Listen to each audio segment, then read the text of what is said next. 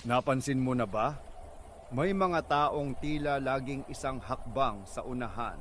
Para bang mayroon silang crystal ball na nagsasabi kung ano ang mangyayari samantalang ikaw at ang karamihan sa atin sumusugod agad sa laban para lang bumangga sa isang pader na hindi mo nakita. Pamilyar ba? Yung simula ng isang proyekto, puno ka ng sigasig.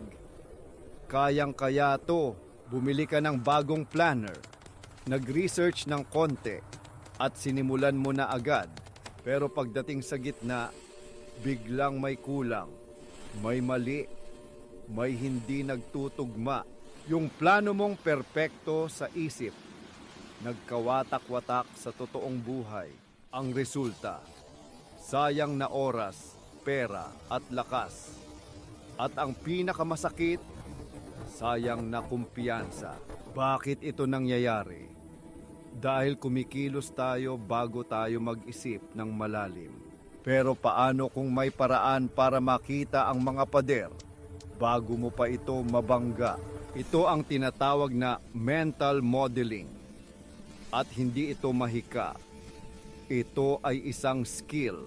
Ang mental modeling ay ang kakayahang gumawa ng simulation sa iyong isip.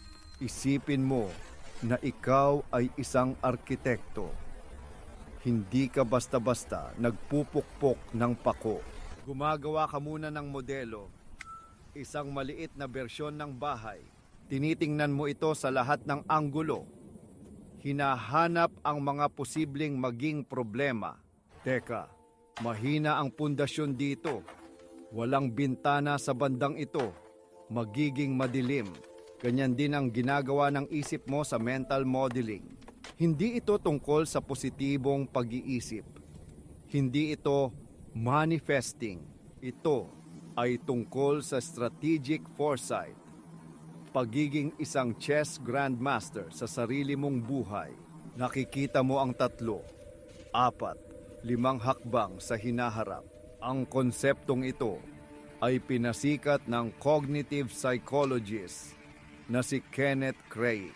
Sabi niya, ang utak natin ay gumagawa ng small-scale models ng realidad para subukan ang iba't ibang aksyon, hulaan ang mga kahihinatnan, at umangkop. Tingnan natin sa praktikal na paraan. Halimbawa, sa trabaho, ang isang average na manager ay magbibigay lang ng utos. Gawin nyo ito. Deadline sa Biyernes. Pero ang manager na gumagamit ng mental modeling ay iba ang diskarte sa isip niya. Pinapatakbo na niya ang buong linggo. Okay, si Ana ang gagawa ng report. Pero si Mark ang may hawak ng data. Mabagal magbigay ng data si Mark. Kailangan kong kausapin si Mark sa Lunes pa lang, hindi sa Huwebes. Yung approval, dadaan sa kabilang department. Laging busy si Sir Reyes. Baka ma-stuck doon. Mag-email ako sa kanya ngayon at mag-set ng follow-up sa Miyerkules. Kita mo? Hindi pa nagsisimula ang trabaho, pero nalutas na niya ang 2 posibleng problema. Subukan natin sa personal na buhay. Sabihin nating mayroon kang mahirap na pag-uusap na kailangang gawin. Ang karaniwang tao pupunta doon at sasabihin lang kung ano ang nasa isip nila. Bahala na. Pero kung gagamitin mo ang mental modeling, mag-iensayo ka muna sa isip mo. Kung sasabihin ko ito, malamang magagalit siya at isusumbat niya yung nangyari last year. So, uunahin ko ang pag-validate sa nararamdaman niya bago ko sabihin ang punto ko. Paano kung umiyak siya? Ano ang sasabihin ko? Paano kung manahimik lang siya? Inihahanda mo ang iyong sarili para sa iba't ibang reaksyon.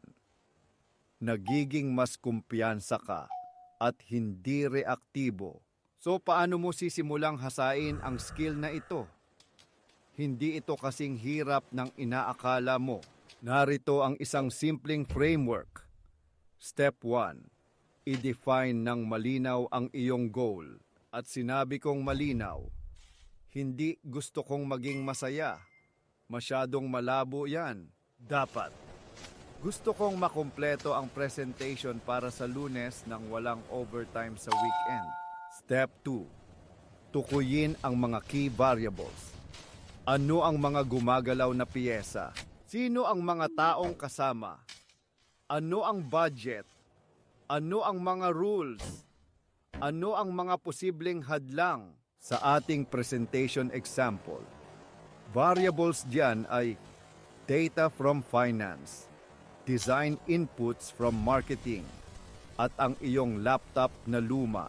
Step 3. Patakbuhin ang simulation. Dito na magsisimula ang saya. Tanungin mo ang sarili mo ng, what if? What if? Hindi ibigay ng finance ang data hanggang Biyernes ng hapon.